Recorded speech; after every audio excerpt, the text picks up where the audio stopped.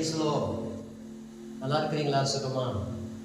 இந்த உபவாச நாட்களிலும் கூட ஒவ்வொரு நாளும் நான் உங்களோடு கூட உறவாட, நீங்கள் இந்த வார்த்தையை கேட்க எவ்வளோ இனிமையாக இருக்கு, ஆசீர்வாதமாக இருக்கு. அதை நினச்சி நான் சந்தோஷப்படுறேன். இந்த நாட்களிலும் கூட ஒவ்வொரு நாளும் கீழ்ப்படிதலும் கீழ்ப்படியாமையும் குறித்ததான வார்த்தைகளை கேட்டுக்கொண்டு வரீங்க. கீழ்ப்படுகிறவங்க ஆசீர்வதிக்கப்படுகிறார்கள், கீழ்ப்படியாதவர்களோ சாபத்துக்குள்ளாக இருந்து அழிவை காண்கிறார்கள் என்று நாம் பார்க்கிறோம். வேதத்துல ஒரு வார்த்தை கொடுக்கப்பட்டிருக்கிறது. நான் சொல்ற வார்த்தையை நீங்க கேட்டு அதன்படி நடந்தால் எப்படி இருப்பீங்க? நான் சொல்ற இந்த வார்த்தையை கேட்காம உங்க இஷ்டத்தின்படி வாழ்ந்தால் எப்படி இருப்பீங்க அப்படின்ற வார்த்தையை ஆண்டவர் புதிய ஏற்பாட்டில் ஆண்டவர் நமக்கு கொடுத்திருக்கிறார். மத்திய எழுதின சுவிசேஷம் 7ஆம் அதிகாரம் 24 27 வசனம் வரையிலும் வாசிக்கும் போது, ஆகையால் நான் சொல்லிய இந்த வார்த்தைகளை கேட்டு இவைகளின்படி செய்கிறவன் எவனோ அவனை கண்ணலையின் மேல் தன் வீட்டை கட்டின புத்தி உள்ள மனுஷனுக்கு ஒப்பிடுவேன். பெருமழை சொரிந்து பெருவெள்ளம் வந்து காற்று அடித்து அந்த வீட்டின் மேல் மோதியும் அது விழவில்லை. ஏனென்றால் அது கண்ணலையின் மேல அஸ்திபாரம் போடப்பட்டிருந்தது. நான் சொல்லிய இந்த வார்த்தைகளை கேட்டு இவைகளின்படி செய்யாதிருக்கிறவன் எவனோ அவன் தன் வீட்டை மணலின் மேல கட்டின புத்தி இல்லாத மனுஷனுக்கு ஒப்பிடப்படுவான். பெருமழை சொரிந்து பெருவெள்ளம் வந்து காற்று அடித்து அந்த வீட்டின் மேல் மோதின போது அது விழுந்தது, விழுந்து முழுவதும் அழிந்தது என்றார். இந்த வார்த்தை எவ்வளவு அழகா இருக்கு பாருங்க. நான் சொல்ற வார்த்தைகளை கேட்டு அதன்படி செய்கிறவங்க வாழ்ந்து இருப்பாங்க, பாதுகாப்பா சுகித்து இருப்பாங்க, ஆசீர்வாதமாய் என்று இந்த வார்த்தையில் நாம் பார்க்கிறோம். நான் சொல்லுகிற இந்த வார்த்தையை கேட்காதவன் எவனோ, கீழ்ப்படியாதவன் எவனோ அவனுக்கு அழிவும் நாசமும் மோசமும் விழுந்து போற காரியங்களும் கெட்டு போற காரியங்களும் அதிகமாய் வரும் என்கிற வார்த்தை அழக நமக்கு இந்த வார்த்தைகளை வெளிப்படுத்தி காட்டுகிறது. பிரியமானவர்களே, ஒவ்வொரு நாளும் கீழ்ப்படிதலும் கீழ்ப்படியாமையும் குறித்ததான வார்த்தைகளை நாம் கேட்கிறோம். இந்த வார்த்தையின்படி செய்கிறவர்களுக்கு நிலைத்திருக்கிற ஒரு ஆசீர்வாதத்தை தேவன் தருகிறார். இந்த வார்த்தையின்படி செய்யாதவர்களுக்கோ ஒரு அழிவையும் நாச மோசங்களையும் ஏற்படுத்துகிறார், நமக்கு முன்பாக வைத்திருக்கிறார். எதை நீங்க சுதந்திரிக்க கொள்ள நீங்க விரும்புறீங்க, எதை நீங்க சுதந்திரித்து கொள்ள நினைக்கிறீங்க, தீர்மானம் பண்ணுங்க. ஹல்லேலூயா. இன்றைக்கும் கூட ஒரு வார்த்தை நான் உங்களுக்கு கொடுக்கபடியா விரும்புகிறேன். ஒவ்வொரு நாளும் கீழ்ப்படிதலும் கீழ்ப்படியாமை குறித்ததான வார்த்தைகளை ஒவ்வொரு நாளும் கேட்குறீங்க. பிரியமானவர்களே, கீழ்ப்படுகிற இந்த வார்த்தையானது நமக்கு மிகுந்த ஒரு ஆசீர்வாதத்தை கொடுக்கும். நீங்க யாரா இருந்தாலும் சரி, கீழ்ப்படுதலுக்குரிய பிள்ளைகளாய் நீங்கள் வாழும்போது நீங்கள் ஆசீர்வதிக்கப்படுவீர்கள். இன்றைக்கு ஒரு வார்த்தையை நான் உங்களுக்கு கொடுக்க போகிறேன். மத்திய எழுதின சுவிசேஷம் 8ஆம் அதிகாரம் 23ஆம் வசனத்திலிருந்து 27ஆம் வசனம் முடிய, மார்க் எழுதின சுவிசேஷம் 4ஆம் அதிகாரம் 35ஆம் வசனத்திலிருந்து 41ஆம் வசனம் வரையும், லூக்கா எழுதின சுவிசேஷம் 8ஆம் அதிகாரம் 22ஆம் வசனத்திலிருந்து 25ஆம் வசனம் வரையிலும் நாம் வாசிக்கும் போது இதுல ஒரு காரியம் கொடுக்கப்பட்டிருக்கிறது. நான் வாசிக்கிறேன், கவனிங்க.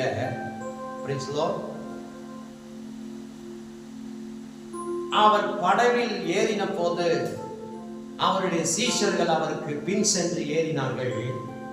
அப்பொழுது படகு அலைகளினால மூடப்படத்தக்கதாய் கடலில் பெருங்காற்று உண்டாயிற்று. அவரோ நித்திரையாய் இருந்தார். அப்பொழுது அவருடைய சீஷர்கள் வந்து அவரை எழுப்பி, ஆண்டவரே, எங்களை ரட்சியும், மடிந்து போகிறோம் என்றார்கள். அதற்கு அவர், அற்ப விசுவாசிகளை, ஏன் பயப்படுகிறீர்கள் என்று சொல்ல, அவர் எழுந்து காற்றையும் கடலையும் அதட்டினார். உடனே மிகுந்த அமைதல் உண்டாயிற்று.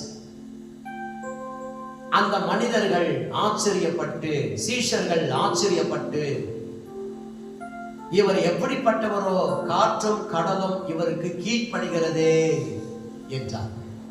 இன்றைக்கு ஒரு வார்த்தை நான் உங்களுக்கு சொல்ல போகிறேன். இயற்கையும் செயற்கையும். ஹல்லேலூயா! எவ்வளவு ஒரு அருமையான வார்த்தை கவனிங்க. ஆண்டவர் படைத்த படைப்புகளாகிய இயற்கை இயேசுவினுடைய வார்த்தைக்கு அப்படியே கீழ்ப்படுகிறது. ஆமென். அவர் சொல்றது அப்படியே செய்து முடிக்கிறது. அவர் சொல்றது அப்படியே அடங்குது. காற்றுக்கு, கடலுக்கு, கொந்தளிப்புக்கு அவர் கட்டளையிடும் போது அது அப்படியே நிற்கிறது. வேத வசனத்துல சங்கீத பகுதியில் இந்த வார்த்தை உண்டு. அவர் சொல்லாகும், அவர் கட்டளையிட நிற்கும். அப்ப அவருடைய வார்த்தையில எவ்வளவு வல்லம் இருக்கு பாருங்க. அவர் தானே எல்லாத்தையும் படிச்சாரு. இந்த பூமியை படிச்சாரு, வானத்தை படிச்சாரு, எல்லாம் படைப்புகளும் அவர் தான் படிச்சாரு. கர்த்தருக்கு ஸ்தோத்திரம். Praise the Lord. நம்மளை கூட அவர் தான் படிச்சாரு. அப்ப அவர் எதிர்பார்க்கிற காரியங்கள் என்ன? அவர் படிச்ச எல்லா படைப்புகளும் அவருக்கு கீழ்ப்படிய வேண்டும் என்று சொல்லி அவர் எதிர்பார்க்கிறார், விரும்புகிறார். கீழ்ப்படிதான் ஆசீர்வாதம். இப்ப இந்த பகுதியில நாம் பார்க்கும்போது படகுல போறாங்க. அவர் நித்திரையா தூங்குறாரு. சீஷர்கள் பயந்து அவரை எழுப்பி, ஆண்டவரே எங்களை ரட்சியும், நாங்கள் மடிந்து போகிறோம், உங்களுக்கு கவலை இல்லையா அப்படின்னு கேட்கிறாங்க. கர்த்தருக்கு ஸ்தோத்திரம். உடனே அவர் எழுந்து இயற்கையின் மேலே ஒரு அதிகாரத்தை செலுத்துறாரு. எழுந்து காற்றையும் கடலையும் அமைதல்படுத்துறார். காற்றையும் கடலையும் அகற்றினார்.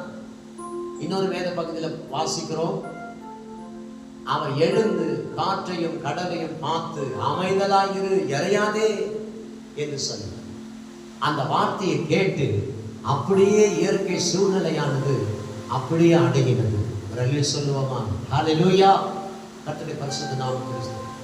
யோனா எழுதின சரித்திர புத்தகத்தை நாம் வாசிக்கும் போது, இந்த யோனா எழுதின சரித்திர புத்தகத்தில் ஆண்டவராகிய தேவன் அவர் இயற்கையின் மேலே அதிகாரம் செலுத்தி சமுத்திரத்துக்கு கட்டளையிட்டார், அது அப்படியே செய்தது. மீனுக்கு கட்டளையிட்டார், அது அப்படியே செய்தது. செடிக்கு கட்டளையிட்டார், அது அப்படியே செய்தது. கீழ்காற்றுக்கு கட்டளையிட்டார், அது அப்படியே செய்தது. ஹல்லேலூயா! பூச்சிக்கு கட்டளையிட்டார், அது அப்படியே செய்தது. காற்றுக்கு கட்டளையிட்டார், அது அப்படியே செய்தது. அப்ப அவர் இயற்கையின் மேலே கட்டளையிடுகிற அவருடைய வார்த்தைக்கு இயற்கையானது என்ன பண்ணுது? அப்படியே கீழ்ப்படிந்து நடக்கிறது. ஹல்லேலூயா! கர்த்தருடைய பரிசுத்த நாமத்துக்கு ஸ்தோத்திரம். ஆனால் செயற்கையான மனிதனோ, உருவாக்கப்பட்ட மனிதனோ, செயற்கையான பொருட்களோ, செயற்கையான பொம்மையோ, செயற்கையான மனிதர்களுடைய காரியங்களோ அவருக்கு கீழ்ப்படியாமல் போகிறது. ஒரு அல்லேலூயா சொல்லுவோமா? அல்லேலூயா! கர்த்தருக்கு ஸ்தோத்திரம். இயற்கை அவருக்கு கீழ்ப்படிந்து, செயற்கையோ, செஞ்சு வச்சதோ, உருவாக்கப்பட்டதோ அவருக்கு கீழ்ப்படியாமல் போகிறது. அந்த கீழ்ப்படியாமையினால இன்றைக்கு எத்தனை பேர் மரித்து போறாங்க, எத்தனை பேர் சாபத்துக்குள்ளாகிறாங்க, எத்தனை பேர் வாழ்க்கையை பாதியில முடிச்சுட்டு போறாங்க. ஹல்லேலூயா! கர்த்தருடைய பரிசுத்த நாமத்துக்கு ஸ்தோத்திரம். Praise the Lord. இந்த பூமியில வாழ்கிற ஒவ்வொருவரும் சிகரெட் பிடிக்கக்கூடாதுன்னு சொல்லி அந்த சிகரெட் மேலேயே ஒரு வார்த்தை கொடுக்கப்பட்டது. இதை பிடிக்கக்கூடாது, உடலுக்கு கேடு. டாஸ்மாக் கடைக்கு போகும்போது ஓட்டில் போட்டு வச்சிருப்பாங்க, குடியை கெடுக்கும் என்று சொல்லி. பொடி பாக்கெட்டு இருக்கும், அந்த பொடிக்கு மேலே கேன்சர் முடிச்சு வியாதி போட்டிருக்கும். ஆக்சி பாக்கெட் இருக்கும், அதுக்கு மேலே பாக்கெட்டு மேலே எல்லாத்துலேயுமே இது உடலுக்கு கேடு, தீங்கானது விளைவிக்கும், சாப்பிடாதீங்க, இது நீங்க அனுபவிக்காதீங்க அப்படிலாம் சொல்றாங்க. மனிதர்கள் கேட்கறாங்க. அதே மாதிரி ஊழியக்காரங்க சொல்றாங்க, சபையில வரும்போது இதை செய்யாத, இப்படி நடக்காத, இப்படி வாடாத, இது மாதிரியான செயல்பாடுகளில் ஈடுபடாத அப்படின்னு வார்த்தைகளை எல்லாம் சொல்றாங்க. செய்யாமல் இருக்கிறாங்களா? செய்யாமல் இருக்கிறீங்களா? அதை செய்து செய்து செய்து செய்து செய்து செய்து எவ்வளவு தீங்குக்குள்ளா ஆளாகி, வியாதிக்குள்ளாகி, வருத்தத்துக்குள்ளாகி மரணத்தை சந்திக்கிறீர்கள். இந்த வார்த்தை கேட்கிற பிரியமானவர்களே, இயற்கையானது அவர் சொல்லுக்கு கீழ்ப்படுகிறது. செயற்கையான மனிதனோ செயற்கையான யாவையும் அவருக்கு கீழ்ப்படியாமல் போகிறதே. அதனால சாபத்துக்குள்ளாகி வேதனைக்குரிய காரியங்களை சந்திக்க வேண்டியதாக இருக்கிறது. இந்த வார்த்தை கேட்கிற பிரியமானவர்களே, கர்த்தருக்கு ஸ்தோத்திரம். இயற்கை இயேசுவுக்கு கீழ்ப்படியும் போது செயற்கையான மனிதர்களாகிய நாமும் அவருக்கு கீழ்ப்படியாம போறதுனால எவ்வளவு சாபத்துக்குள்ளாக போகிறோம். அல்லேலூயா. யாக்கோபு எழுதின நிருபத்துல 3ஆம் அதிகாரம் 3ஆம் வசனமும் 7ஆம் வசனமும் வாசிக்கும் போது, நம்ம வளர்க்கிற கால்நடை ஜீவன்களை, மிருக ஜீவன்களை நம்ம என்ன செய்யறோம்? அடக்கிறோம் இல்ல. நாய் வளர்க்கிறோம், பூனை வளர்க்கிறோம், கோழி வளர்க்கிறோம், புறா வளர்க்கிறோம், எதையோ செல்ல பிராணிகளை, கால்நடை ஜீவன்களை நாம வளர்க்கிறோம். அது நமக்கு கீழ்ப்படியாம போகும்போது, அடங்காம போகும்போது சங்கிலி போட்டு கட்டி வைக்கிறோம், ரெக்கைகளை வெட்டி வைக்கிறோம். குறிப்பா கோழி புறாக்களை வளர்க்குறவங்களை பார்த்தீங்கன்னா, அடங்காத பறந்து போறது, மரத்தில் போய் உக்கார்ந்துல என்ன செய்வாங்க அப்படின்னு சொன்னா, அதனுடைய ரெக்கையை கட் பண்ணி விடுவாங்க, அடங்காத மரத்துல ஏறுதுன்னு சொல்லிட்டு. அல்லேலூயா. அப்ப நம்ம வளர்க்கிற இந்த பறவைகளையும் மிருக ஜீவன்களையும் கால்நடை ஜீவன்களையும் நம்ம அடக்கி ஆளுகை செய்யறமே, அடங்க மாட்டேங்குதுன்னு சொல்லிட்டு. அப்ப உன்னையும் என்னையும் ஆண்டவர் படைச்சிருக்கிறாரே, உருவாக்கி இருக்கிறாரே. ஆண்டவர் அவரை சேவிக்கணும், அவர் சொல்றதை கேட்கணும், கேட்டு கீழ்ப்படினு ஆண்டவர் எதிர்பார்க்கிறாரே. நம்ம கீழ்ப்படியாமல் போகிறோமே. மாற்றிக்கொள்ளுங்க. இன்றைக்கு கீழ்ப்படியாம போறதுனால எத்தனை குடும்பங்கள் சபிக்கப்பட்டு போகுது, எத்தனை நபர்கள் சாபத்துக்குள்ளாகிறாங்க, எத்தனை பேர் மரணத்தை சந்திக்கிறாங்க. பிரியமானவர்களே, இயற்கையானது இயேசுவின் சொல்லுக்கு கீழ்ப்படிந்து அப்படியே செயல்படுகிறது. செயற்கையான மனிதனோ மற்ற காரியங்களோ கீழ்ப்படியாமல் சாபத்துக்குள்ளாகிறார்கள். அல்லேலூயா. இந்த வார்த்தை கேட்கிற தேவனுடைய பிள்ளைகளை நீங்க யாரா இருந்தாலும் சரி, அவருடைய சத்தத்துக்கு கீழ்ப்படியுங்கள், அவருடைய வார்த்தைக்கு கீழ்ப்படியுங்கள். அவர் சொல்லுகிறதை கேட்டு கீழ்ப்படிந்து அதன்படி நடக்க நீங்கள் உங்கள் குடும்பத்தாரும் ஆசீர்வதிக்கப்படும். ஜெபிக்கலாமா? அன்பின் பரலோக பிதாவே, உம்மை நன்றியோடு துதிக்கிறோம், சோத்திரிக்கிறோம். அப்பா ஆண்டவரே, இந்த ஆசீர்வதிக்கப்பட்ட அருமையான கர்த்தாவின் நேரத்திலும் கூட உங்களை நாங்கள் துதிக்கிறோம், சோத்திரிக்கிறோம். இந்த உபவாசத்தின் நாட்கள்ல ஒவ்வொரு நாளும் கீழ்ப்படிதலை குறிச்சோம், கீழ்ப்படியாமை குறிச்சோம் நாங்கள் உங்களுடைய வார்த்தை கேட்கிறோம். ஆண்டவரே, இந்த வார்த்தையில ஒரு புது பலன் உண்டாகட்டும், ஆசீர்வாதம் உண்டாகட்டும். இன்றைக்கு கொடுத்திருக்கிற இந்த நாளுக்காக நன்றி செலுத்துகிறோம். இந்த நாளில் நாங்கள் நம்மை தேடுகிறோம், துதிக்கிறோம், இந்த வார்த்தை கேட்கிறோம்.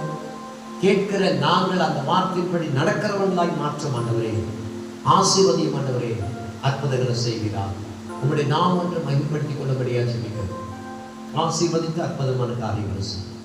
ஆண்டவரே, நன்றியோடு துதிக்கிறோம். ஐயா கர்த்தாவே, நன்றியோடு துதிக்கிறோம். கீழ்ப்படிந்து ஆசீர்வாதங்களை பெற்றுக்கொள்ளுகிறவர்களாய் மாற்றும்.